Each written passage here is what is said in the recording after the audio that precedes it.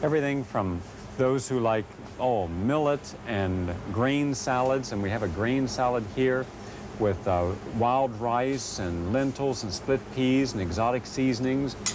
We have a tabbouleh salad here with bulgur wheat.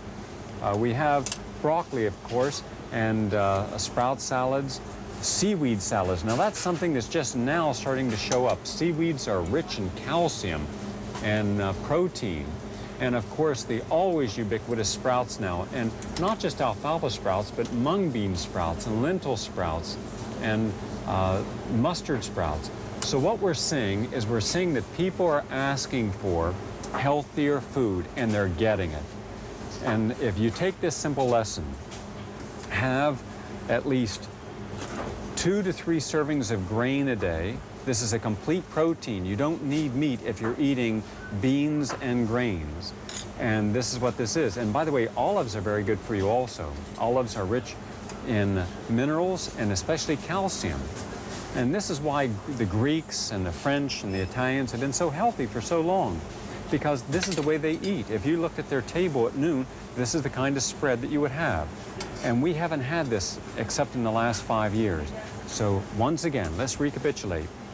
3 to 4 servings of fruits, 3 to 4 servings of vegetables, 2 to 3 servings of grains, 2 to 3 servings of beans a day. That way you're getting your protein, your complex carbohydrate, your fiber, about 20 grams a day. You're getting about 50 to 60 grams of protein. That's more than enough.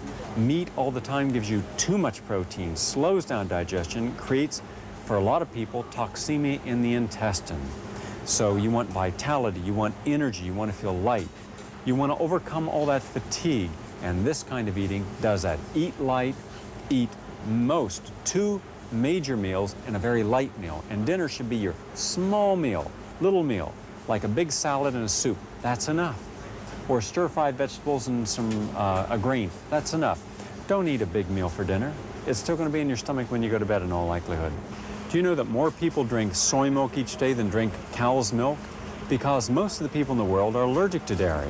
They have gastrointestinal problems, gas and bloating and diarrhea and cramps. But you don't have to have any of these digestive problems now when you can have dairy-free, different cheeses and milk. And by the way, now you go into any store, like a health food store, all of these are milk replacers. They taste like milk. They're as versatile as milk. You can use them in any recipe of milk. Every single one of these are replacers for milk. What a great thing to have. And all of these are all different types of artificial cheeses. They're not artificial. They're just made with natural products like mozzarella and black jack and cheddar and all the soy cheeses.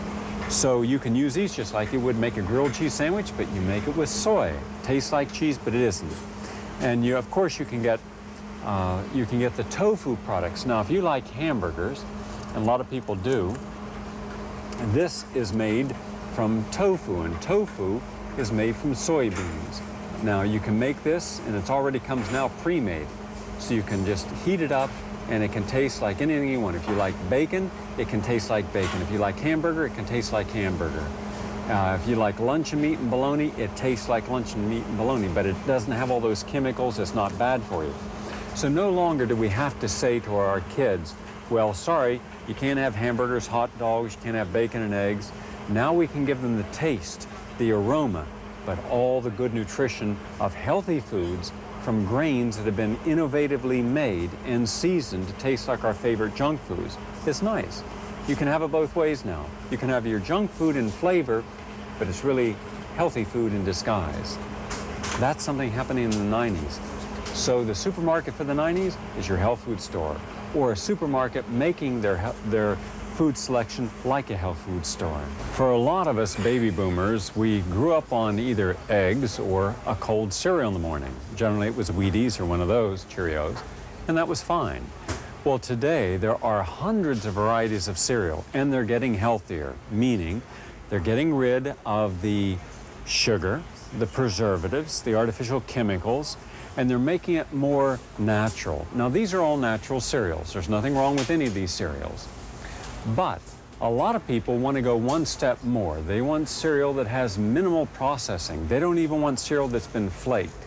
You see, once you flake a cereal like this, you do have nutrition in it, but it's been reduced. Remember, every step of processing of any food diminishes overall enzymes and nutritional value. So where this is one form of processing, this is more whole, and this is a little healthier. It has more nutrients. This is kind of the granolas we're seeing. And for a lot of people, that's very important. Children love this.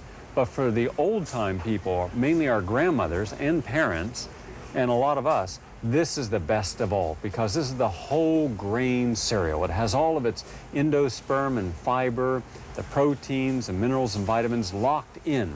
Barley and corn grits and millet. And millet, by the way, this is the millet.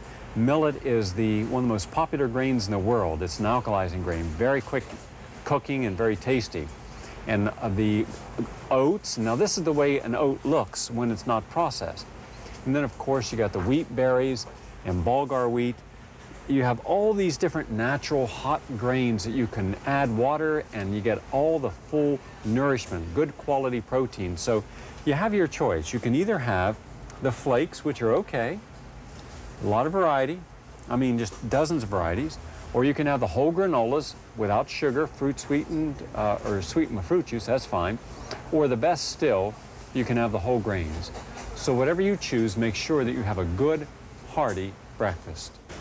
It's been called the poor man's protein. Well, if you look at all the Spanish cultures, they eat rice and beans, they eat black-eyed peas. This is in the South. This is what slaves ate. This is what our ancestors ate. This is what people today eat if they're smart. Isn't it interesting? The smart people stayed healthy by eating close to nature.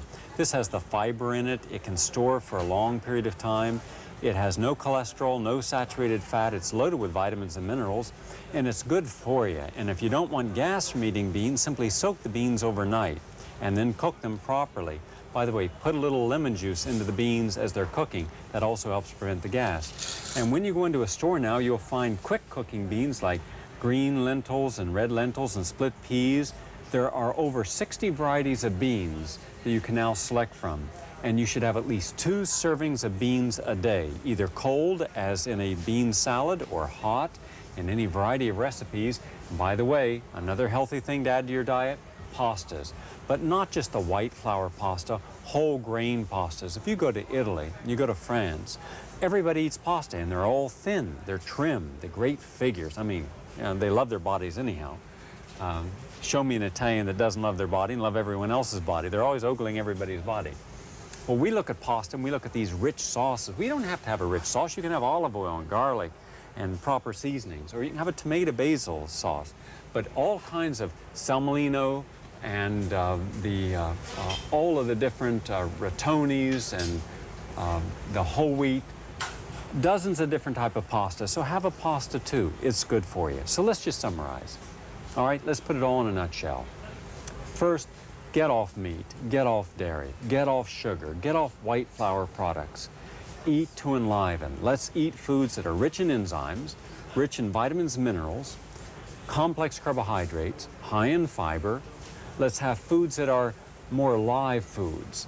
Let's have more juices, 2 to 3 times a day, sprouts, bursting with energy and chlorophyll. Let's have sea vegetables like wakame, W-A-K-A-M-E, kombu, K-O-M-B-U, hajiki, H-I-J-I-K-I. Let's have that because it's rich in calcium, potassium, it's rich in natural sodiums, and rich in protein. And manganese too, which is good for the heart and good for the muscles. Let's also stay away from deep frying foods. Let's use natural oils, canola oil, walnut oil, the omega-3 oils. Let's have walnut, almond, and of course, one of the best of all, and that is olive oil, but the virgin olive oil. Let's get away from these white bleached oils, white products, sugar products. Have natural sweeteners. And of course have 2 to 3 servings of vegetables, or 4 servings of vegetables a day, and fruits and grains, beans, and that's it. That's a diet. So you don't have to restrict calories, just restrict saturated fats. Get your fat content percentage of the diet down to around 10 to 15%. Exercising, of course, with all this power walking, and you're going to feel great and look great.